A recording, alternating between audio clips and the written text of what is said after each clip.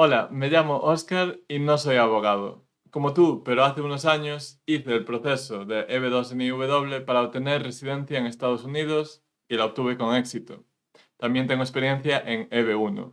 Por eso, en este canal, ahora en español, te explico cómo hacer este tipo de procesos en los que tú, sin una oferta de trabajo, sin una empresa que te haga de sponsor, puedes pedir residencia en Estados Unidos, incluso sin usar un abogado. En el vídeo de hoy vamos a hablar de un tema básico, que es en la EB2 NIW, qué es el asunto de Danazar y también cuál es esa primera pata del asunto, que es la importancia nacional. Vamos ya a la otra pantalla y entramos en materia. Pero antes de entrar directamente con todo el tema de las Green Cards, un poco de glosario, porque hay muchos términos que son importantes que vienen en inglés. El primero es el Matter of Danazar, asunto de Danazar. Es una decisión que creó precedente y que vamos a ver en un segundo y que dicta cuáles son los requisitos de la EB2 NIW. Three prongs son tres patas de ese asunto de Danazar. Proposed endeavor es la tarea, el esfuerzo propuesto que decimos que vamos a hacer en Estados Unidos. STEM son siglas en inglés que significa ciencias, tecnología, ingeniería y matemáticas. Y NIW, National Interest Waiver, significa exención por interés nacional, es decir, que estamos pidiendo que nos hagan una exención del proceso normal de la residencia. Bien, asunto de Danazar. Bueno, Danazar era un señor que pidió una EB2 en IW, como yo en mi momento, como seguramente estáis vosotros pensando en hacer pronto, y este señor tuvo una denegación, apeló y a través de esa apelación que fue a este Administrative Appeals Office, aparte de aprobarle la Green Card, también su caso hizo que reanalizaran, reevaluaran el proceso por el cual daban esas Green Cards y modificaron un poco los requisitos y se crearon esos tres prongs del Matter of Danazar. Es decir, que cuando ahora escuchéis asunto de Danazar, sepáis que realmente Danazar era una persona que pedía la Green Card y que se convirtió en famoso dentro de este campo. Este asunto, esta decisión reemplazó una anterior del 1998, el asunto de Danazar es de 2016 y os voy a dejar en un enlace la decisión completa que es pública y podéis leer y en el que analizan el caso del señor Danazar, señor o doctor incluso creo que era, y podéis ver un poco cómo USCIS, esa agencia, pues argumenta a la hora de decidir casos, en este caso apelaciones.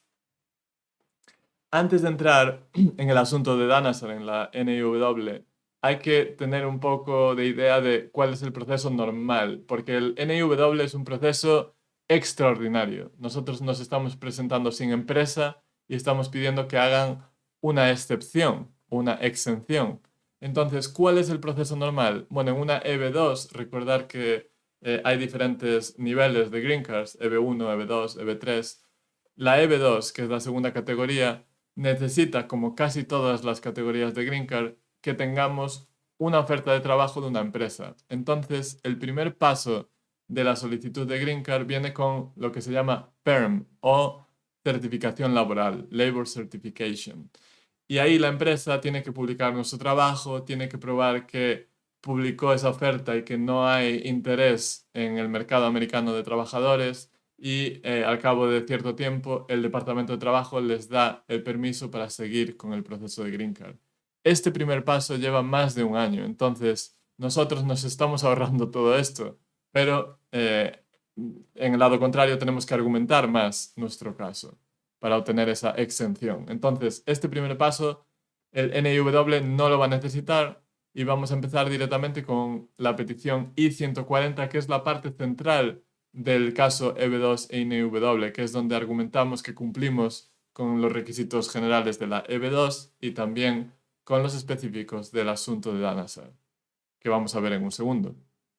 Luego, el último paso sería pedir que nos ajusten el estatus si estamos en Estados Unidos a través de un formulario I-485 o si estáis fuera de Estados Unidos, en vez de hacer esto, haríais lo que se llama proceso consular. En un consulado o una embajada de Estados Unidos, acabáis vuestro proceso ahí para que os den entrada al país. Bien, ya dicho esto, sí que vamos a entrar en los requisitos de la EB2-NIW. Por un lado, tenéis que cumplir los requisitos generales de la EB2, y eso es tener un grado avanzado o habilidades excepcionales. Es importante la O, porque mucha gente se piensa que tiene que cumplir los dos, y no es así. Si tenéis grado avanzado, podéis parar ya con este requisito general, paráis ahí y seguís con el asunto de Danazar que está a vuestra mano derecha. Si no, sí que tenéis que intentar cumplir con las habilidades excepcionales. El grado avanzado es un máster o doctorado, pero también si tenéis un bachelor y 5 años de experiencia progresiva que se empiezan a contar después de la fecha de graduación del bachelor, esto es importante, entonces podéis aún cumplir con el grado avanzado. Si tenéis un título extranjero, foráneo, os lo van a aceptar si viene con una evaluación hecha por una agencia, y voy a hablar de eso en un vídeo aparte. Si no cumplís con el grado avanzado, entonces tenéis que cumplir 3 de los 6 requisitos que os van a ayudar a probar que tenéis habilidades excepcionales. En este vídeo tampoco voy a hablar de eso porque se extendería mucho. Voy a dedicarle un vídeo específico a ese tema. Bien, una vez cumpláis con el requisito general, tenéis que cumplir con el asunto de Danazar.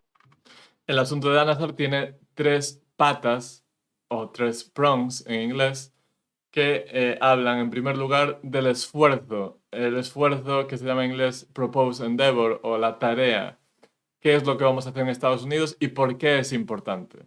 Vamos a hablar en detalle en este capítulo de esta primera pata que para mí es la más importante. La pata número 2 habla de vosotros, por qué estáis bien posicionados, por qué sois la persona indicada para llevar a cabo esa tarea que proponéis. Y el último es, en conjunto, es beneficioso para Estados Unidos hacer una extensión de oferta de trabajo. Es decir, es como un resumen de por qué nosotros nos merecemos ese tratamiento especial para saltarnos la oferta de trabajo que normalmente se necesita. Bien, vamos a pasar con el prong número 1 que vamos a tratar en este vídeo y los otros 2 los voy a dejar para el siguiente vídeo. ¿Qué es el famoso esfuerzo propuesto o Proposed Endeavor? Bueno, de acuerdo con USCIS, y esto viene del manual de políticas, que ya hablé de eso en un vídeo anterior, y os dejo el vídeo en un enlace, este esfuerzo propuesto no es simplemente nuestra profesión, no es nuestra ocupación o nuestro campo, es específicamente qué es lo que proponemos que nosotros vamos a hacer en Estados Unidos cuando nos den la Green Card. Es decir, tiene que tener detalles, no solo de lo que acarrea la ocupación, sino del tipo de trabajo que vamos a hacer nosotros. Por ejemplo, y esto es un ejemplo literal de ese manual. La ingeniería es una ocupación en general. El esfuerzo propuesto debe describir proyectos y objetivos concretos o las áreas de ingeniería en que la persona va a trabajar, más allá de enumerar simplemente las obligaciones y responsabilidades de un puesto de ingeniero.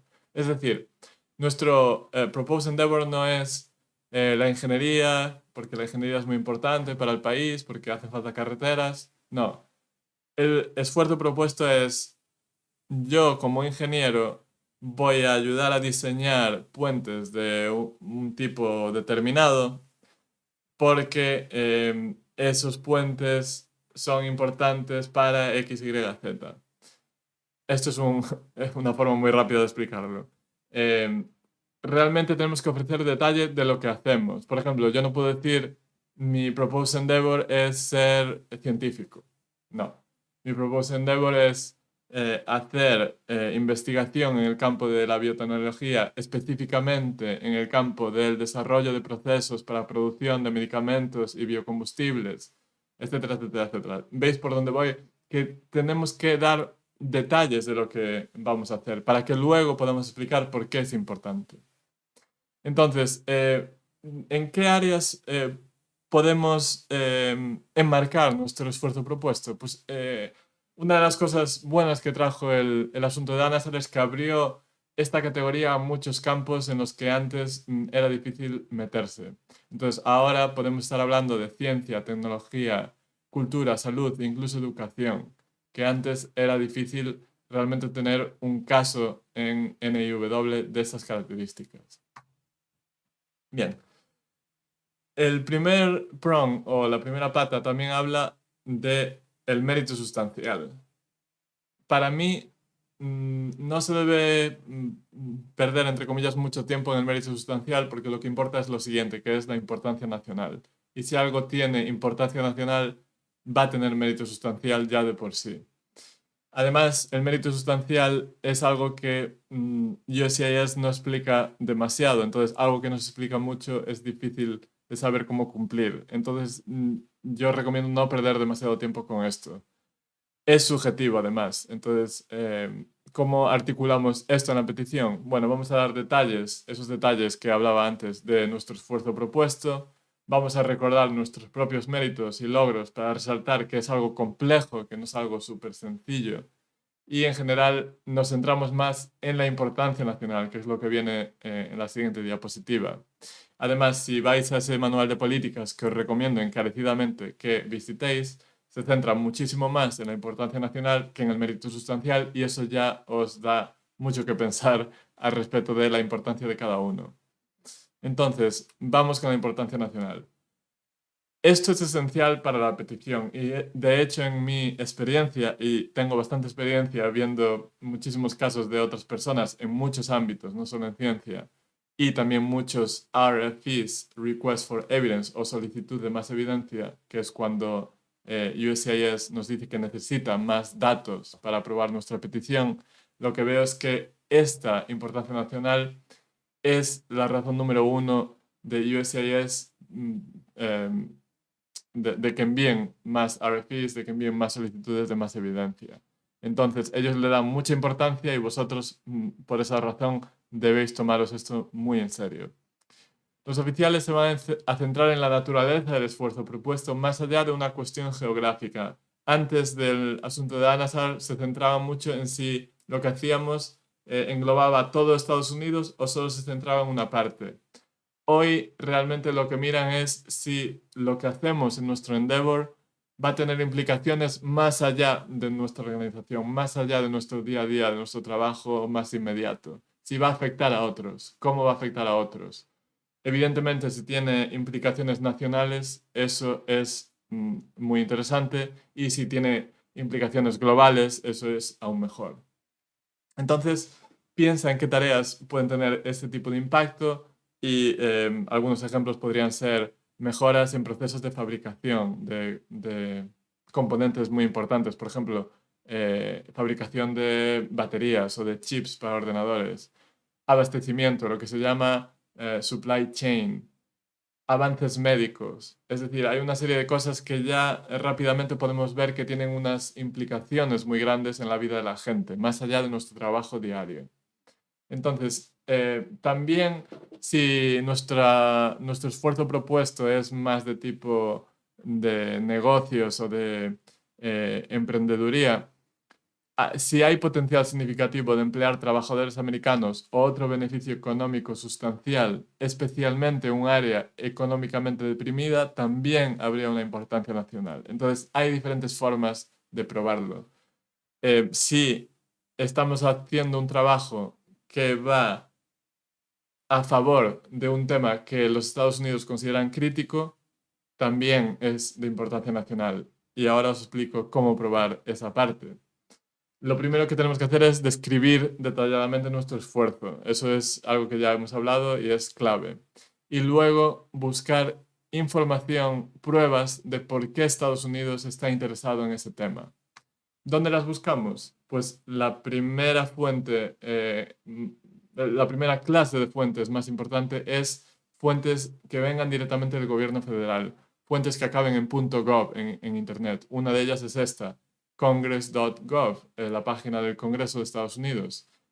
Puedes demostrar que hay interés del poder legislativo a través de leyes, de bills, de acts, de sea lo que sea. Pues imagínate el tema de infraestructura, que trabajemos en ese ámbito y que hayan aprobado una ley en la que se promueve la construcción de puentes, por ejemplo, porque hay que reconstruir infraestructura dañada para reducir el riesgo de accidentes, para mejorar la economía. Entonces vamos a usar esas leyes para probar que hay un interés del gobierno y por tanto del país en un tema en el que nosotros trabajamos.